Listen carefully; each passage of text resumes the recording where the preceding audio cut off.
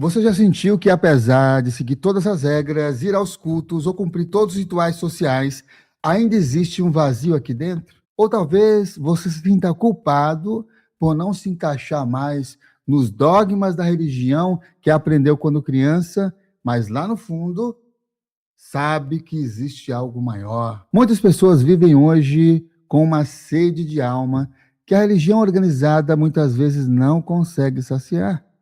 E a boa notícia é, isso não é um defeito seu, isso é um chamado. Carl Gustav Jung disse algo mais ou menos assim: a sua visão se tornará clara somente quando você puder olhar para dentro do seu próprio coração. Do seu próprio coração. Quem olha para fora sonha. Quem olha para dentro desperta. Seja bem-vindo. Eu sou Samuel Souza de Paula e este é o nosso primeiro episódio do programa Despertar da Sua Espiritualidade. Nesse primeiro episódio, nós vamos desatar o nó mais antigo da humanidade. O que é ser espiritualizado sem ser religioso? Qual a diferença entre moral e ética? E o mais importante, como começar esse caminho hoje sem culpa e sem medo? Fica comigo até o final, porque eu quero te passar 5 passos práticos para você sair do automático e assumir o comando da sua própria evolução. Para começar, precisamos limpar o terreno. Vamos tirar os rótulos. Espiritualidade não é um título que você ganha, não é uma roupa branca que você veste e definitivamente não é uma carteirinha de clube. A definição mais bonita e real que trago para você é: espiritualidade é um estado de consciência. É a certeza sentida na pele de que você não é o corpo que você tem uma alma, que você é um espírito vivendo uma experiência humana temporária. Percebe a diferença? Quando você muda essa chave, tudo muda. Tudo muda. Tem uma frase, inclusive, a afirmação do Pierre Teilhard de Chardin, que diz, né? Nós não somos seres humanos vivendo uma experiência espiritual, somos seres espirituais vivendo uma experiência humana. Eu sei que você já deve ter ouvido essa frase, essa afirmação diversas vezes, e era atribuída a Pierre Teilhard de Chardin, porque tem tudo a ver realmente, apesar dele ser um sacerdócio em si, com a nossa experiência hoje, cotidiana, no dia a dia. A espiritualidade é o seu fórum íntimo, é o que você vive quando ninguém está olhando. Mas eu não cheguei aqui por acaso, eu não cheguei aqui apenas lendo livros, nem como um pesquisador ou um teórico. Eu sei o que é esse vazio, porque eu vivi isso. Houve um período na minha vida extremamente desafiante, em que eu perdi a fé e o sentido de existir. Um período de escuridão que eu não sabia como nomear, muito menos como atravessar aquele período. Foi realmente extremamente desafiante. Passei por um trauma, por uma crise que sacudiu tudo que eu achava que sabia sobre mim mesmo. Os detalhes desse momento eu vou compartilhar com você em um episódio aqui do Despertar da Sua Espiritualidade, porque essa história ela merece o espaço e o cuidado que ela precisa. O que eu posso dizer agora é o seguinte: foi justamente nesse vazio assim que eu encontrei o primeiro fio, uma pergunta pequena, quase tímida, que eu fiz para mim mesmo numa madrugada. Se tudo o que me disseram sobre quem eu sou está desmoronando, porque estava desmoronando, quem eu sou de verdade? Quem eu sou de verdade? Quem eu sou de verdade? Essa pergunta não me deu respostas, ela me deu algo melhor. Essa pergunta me possibilitou um caminho. E é esse caminho que eu quero percorrer com você aqui, episódio a episódio desse despertar da sua espiritualidade. Ela se apoia em 2 pilares, como as 2 asas de um pássaro: luz e saber. Luz é o coração, é a capacidade de amar, de servir, de ter compaixão. Sem isso, viramos apenas intelectuais frios. Saber é o estudo, é a prática, o entendimento das leis universais. Sem isso, nós caímos no sentimentalismo bobo. Então, espiritualidade é essa busca pela verdade interior, onde essas asas de luz e saber possam harmoniosamente bater e alçar voos. É parar de usar máscaras para agradar a sociedade e começar a ser quem você realmente é em essência. Mas, Samuel, se eu não vou à igreja, eu não sou espiritualizado? Aqui está a confusão que gera tanta culpa. Vamos separar o joio do trigo, fazendo um paralelo a esse contexto da qual nós estamos trazendo aqui. Pense na religião como uma escola com um currículo fixo. Ela é um sistema de crença, um sistema de dogmas e ritos compartilhados. Ela tem uma função social importante, que é moralizar, de segurar os instintos, em sua grande maioria, mas ela é baseada na autoridade externa. Alguém diz o que é certo, o que é pecado, e você obedece. Muitas vezes, infelizmente, ela trabalha na base do medo e da barganha. Se eu fizer isso, Deus vai me dar aquilo. Isso é uma perspectiva, aqui no nosso exemplo de religião, ou de caminhos coletivos religiosos. A espiritualidade é um caminho íntimo. A espiritualidade tem a autoridade interna. É o caminho de volta para casa. Ela é universalista. O espiritualista bebe, universalista inclusive, né? Bebe na fonte, pode beber na fonte do budismo, ele pode estudar o cristianismo, ele entende o hermetismo, ele extrai o néctar de cada uma das filosofias espirituais e até de caminhos religiosos, mas ele não busca um salvador para resolver seus problemas, seus desafios. Ele busca a autossalvação, a reforma de si mesmo. É um caminho íntimo. Teve um filósofo que, inclusive, deixou um posto em uma posição, em uma linha espiritual, um caminho, uma ordem espiritual específica, Jiddu Krishnamurti, né? Depois eu posso até trazer e contar um pouco da história do Jiddu Krishnamurti. Muitas pessoas podem conhecer por ele ter algumas ideias libertadoras em termos desse pensamento, né? Fazer o ser humano de diversas épocas pensar. E ele fala algo assim, ele fala que a verdade é uma terra sem caminhos e você não pode alcançar por nenhuma seita e por nenhuma religião.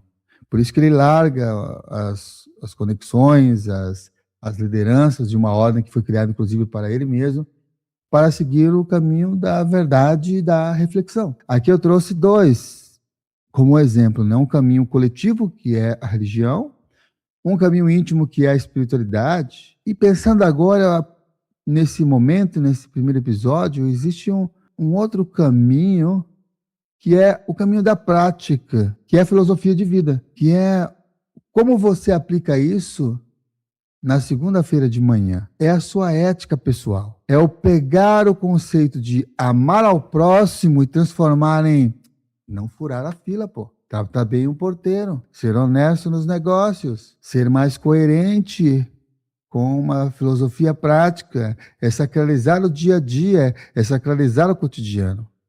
Então, assim, religião é um mapa de outra pessoa. Espiritualidade é você explorando o território. Filosofia de vida é como você caminha. Acho que ficou bom essa reflexão, hein? Vou repetir. Religião, então, é um mapa de outra pessoa. Espiritualidade é você explorando o território. Filosofia de vida é como você caminha essa espiritualidade e os caminhos da sua vida. Religião é para as pessoas que têm medo de ir para o inferno. E a espiritualidade é para aqueles que já estiveram lá. Você sabe que eu aprendi isso com um nativo das planícies lá nos Estados Unidos. Ele que falou isso. A religião é para quem tem medo de ir para o inferno.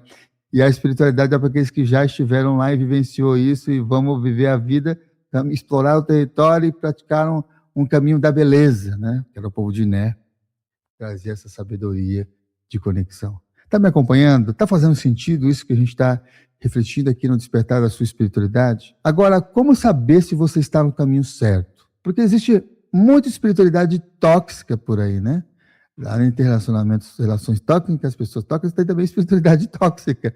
Gente que se acha superior, gente fanática, gente que foge da realidade.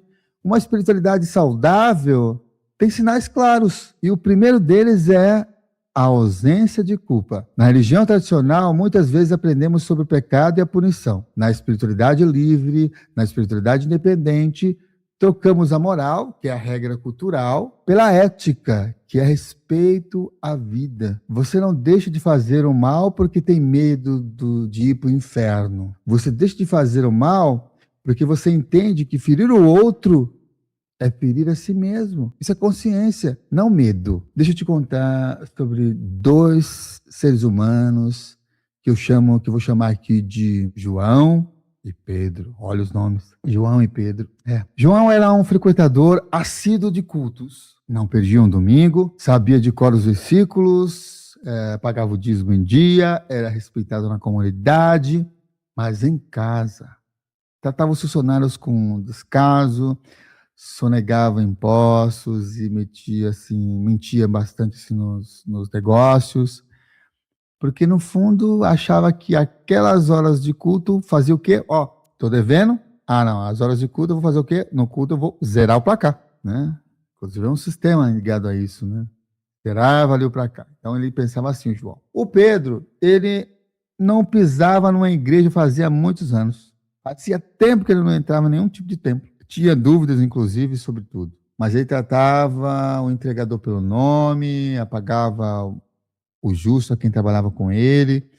Quando errava com alguém, com alguma pessoa, ele pedia desculpas, não por medo de punição, mas porque sentia o peso do erro dentro de si mesmo. Nesse nosso exemplo aqui hipotético, quais dos dois é mais espiritualizado? João seguia a moral, as regras do grupo. Pedro vivia a ética, o respeito à vida. A diferença não está no que você faz quando alguém está olhando. Está no que você faz quando ninguém está olhando.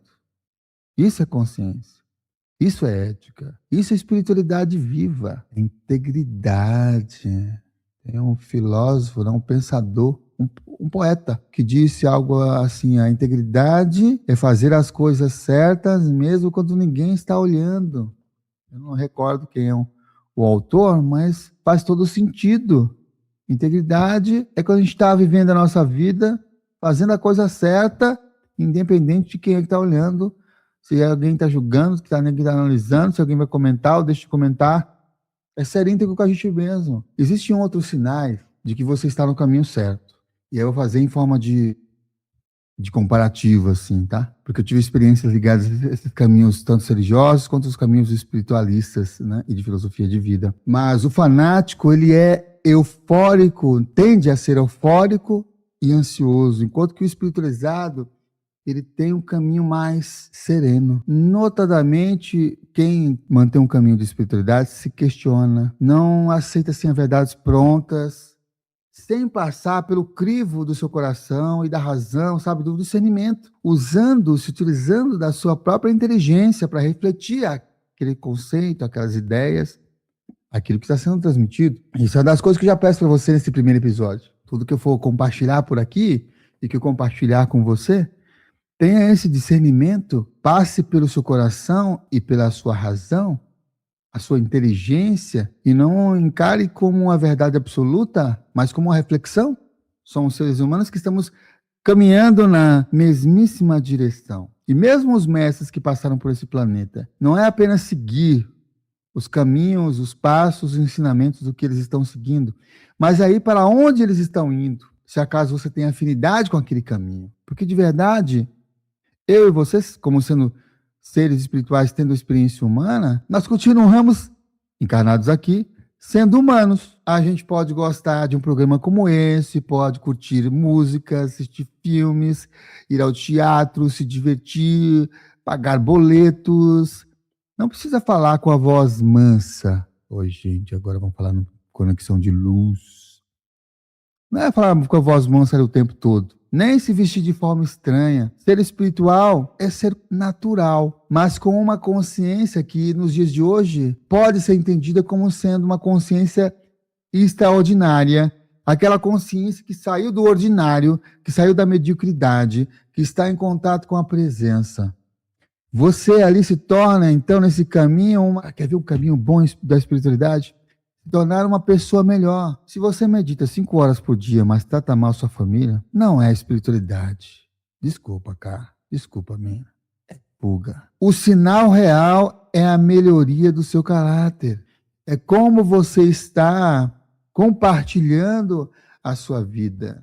Tá, Samara, entendi. Sinta esse chamado, mas por onde eu começo hoje? Comece se questionando. O que você acredita é seu ou foi imposto a você? Faça a virada de chave mental. Filtre assim tudo que chega até você. Se fere o amor ou a lógica, descarte. De novo, não acredite em algo simplesmente porque você ouviu isso. Acho que foi Siddhartha Gautama que falou, inclusive, isso. Siddhartha Gautama. Ele que disse esse princípio da descrença, que o Valdo Vieira depois adota também nos seus estudos e vai propagar esse princípio, né? Foi o Siddhartha Gautama.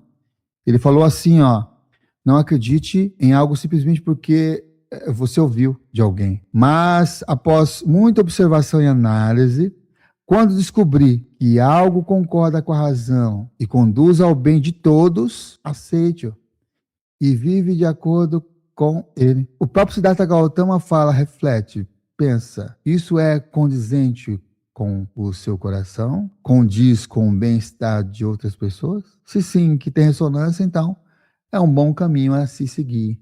O princípio da descrença aqui. E é bem importante a gente não negligenciar o corpo, achando que só o espírito importa também. Porque às vezes a gente utiliza esse artifício da espiritualidade para negligenciar o corpo e não viver a vida cotidiana.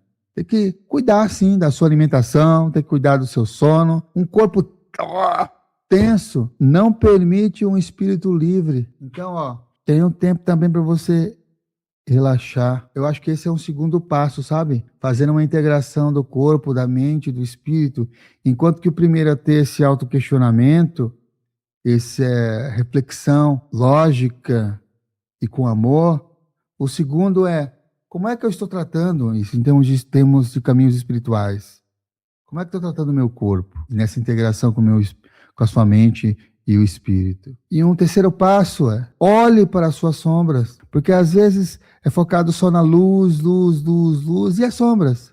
Cure suas feridas emocionais, porque a espiritualidade não é só luz, é ter a coragem de limpar o porão da mente. E o auto-perdão é uma boa chave. A gente precisa ir visitar esse porão da mente, ver o que se passa ali, os aprendizados, organizar, levar luz e se perdoar, porque a gente, como seres humanos, nos ferimos e temos feridas emocionais, nos machucamos e temos recônditos que nos esforçamos por esconder as nossas sombras. O quarto passo, eu acho que a gente pode ir para um sentido de sensibilidade. Vou fazer um convite para você, fazendo uma experiência simples, mas poderosa. Esfregue as mãos. As palmas das mãos, por alguns segundos, se esfrega rápidas. Agora você separa elas lentamente, a uns centímetros de distância uma da outra. E faz esse movimento aqui assim, né? Esfrega e já passa e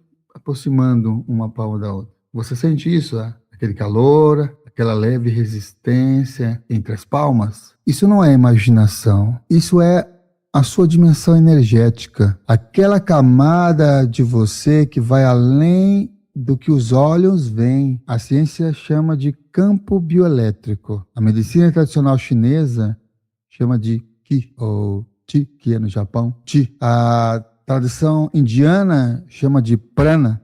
Existem também vários estudos ligados ao Prana. A gente pode trazer também essas pesquisas e estudos milenares aqui. O pensamento hermético pode chamar de éter. Nomes diferentes para a mesma realidade e para uma afirmativa de que você não é apenas matéria. Para você sentir isso é porque você irradia. E quando você começa a perceber isso, percebe também que afeta o ambiente e que é afetado por ele. Há ambientes que te drenam, você entra numa sala e sai exausto e não sabe por quê. Tá tudo de boa, entrou lá, foi exausto. Há pessoas que te energizam, por exemplo, você passa 10 minutos com elas e parece que o mundo ficou mais leve.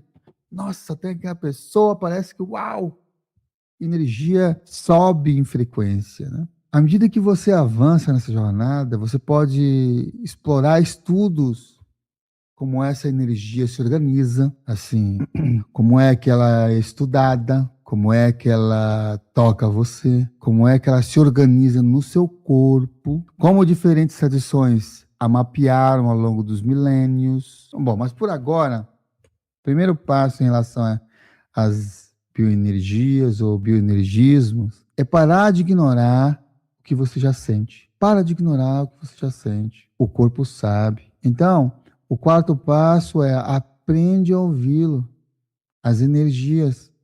Aprende a ouvir as energias. A gente falou lá no terceiro passo, né, de trabalhar as sombras, e no segundo essa integração, mas aqui nesse passo, nesse quinto passo, né, no quarto passo, na verdade, sente as energias, percebe as energias, aprende a ouvir. O quinto passo, na verdade, é a lei. Eu penso que um quinto passo, depois de sentir as energias, é perceber algumas reciprocidades. O que você vibra, você atrai. Comece, então, a vigiar não só os seus atos, mas seus sentimentos. A espiritualidade prática, ela inspira isso. E ela é a alquimia de transformar medo em confiança, ódio em compreensão, porque você não atrai aquilo que você quer, você atrai aquilo que você é, o que você está vibrando. Lembra que a gente falou da camada aqui? De intensidade ou de reverberação? Você está atraindo aquilo que você é, não necessariamente aquilo que você quer. Às vezes você está querendo, mas não está sendo aquela vibração atrativa, sabe? Eu penso que isso traz e cria uma ótima conexão. Bom, estou vendo aqui o tempo que eu preciso já concluir esse nosso primeiro episódio do Despertar da Sua Espiritualidade. Antes de encerrar, quero dizer algo sobre essa palavra que carregamos com tanto peso em algumas tradições, Deus. Eu vou falar rapidamente, em outra oportunidade a gente pode trazer um aprofundamento. A gente tem estudado e reverberado essas pesquisas no grupo de estudos e práticas espirituais Consciência Próspera, todas as segundas-feiras, das 20 às 21h30. Se você quiser, se informe sobre esse grupo de estudos. Ele é um encontro semanal no 11, que é São Paulo, 98880-1545. 11 98880-1545 é o WhatsApp. Então, essa palavra, peso, que carrega um peso que é Deus, independente do nome que você use para essa força maior, Deus, universo, consciência suprema, natureza, o todo, o que as traduções mais profundas da humanidade convergem em dizer é isso, ó, essa inteligência, ela não está fora de você, esperando ser encontrada num templo, num ritual ou numa lista de regras. Ela está dentro de você. E é a mesma inteligência que faz o seu coração bater sem que você precise pedir, que cura um corte na sua pele enquanto você dorme, que te faz sentir que algo está errado antes mesmo de você entender o porquê. Então, espiritualidade é, em essência, a aventura de parar de procurar lá fora o que sempre esteve aqui dentro. É voltar para casa. E a porta dessa casa é você mesmo. É você mesmo. Então, assim, se esse conteúdo trouxe paz, ou clareza, ou reconhecimento, se você ouviu algo aqui e pensou, é exatamente isso que eu sentia, mas eu sabia dizer, então, curta aqui esse programa, ou se inscreva aqui no canal. Cada descrição diz que esse trabalho vale a pena continuar. E pense em uma pessoa da sua vida que está carregando culpa religiosa, que se sente perdida entre fé e razão, que sente o chamado, mas não sabe por onde começar. Manda esse episódio para ela. Não precisa de explicação, só manda.